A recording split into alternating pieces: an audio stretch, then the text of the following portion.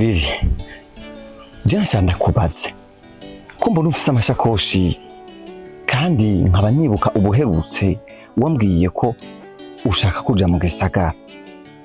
Ubwo ariko rugendo ufashe ugira ugende bitaye ko uheba ishuri. Bosco, urabona ubuzima turayemo ngaho gatumba yuko atari bwiza.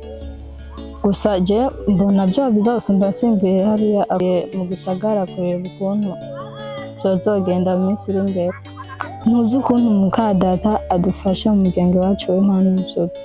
Niyo mpamvu rero mpisemo kugenda kuronderera kazoza bateye abanje.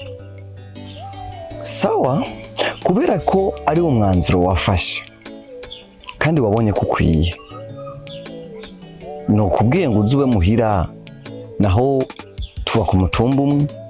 Wanashima hagati y'iwanyu n'iwacu hacamwo inzu imwe, bisigura ko unaje kuba muhira mu kibano bo bibona ukundi kandi data yo kwakira. Sawa, urugendo rwiza kandi uzugire amahigwe mu byo ugiyemwo.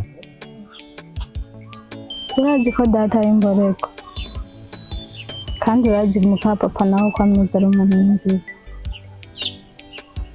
Ngiye ntasezeye kandi mura nta n'umwe azi yongeye nta n'umwe abizi, ariko Bosco uzondebere bateye banje.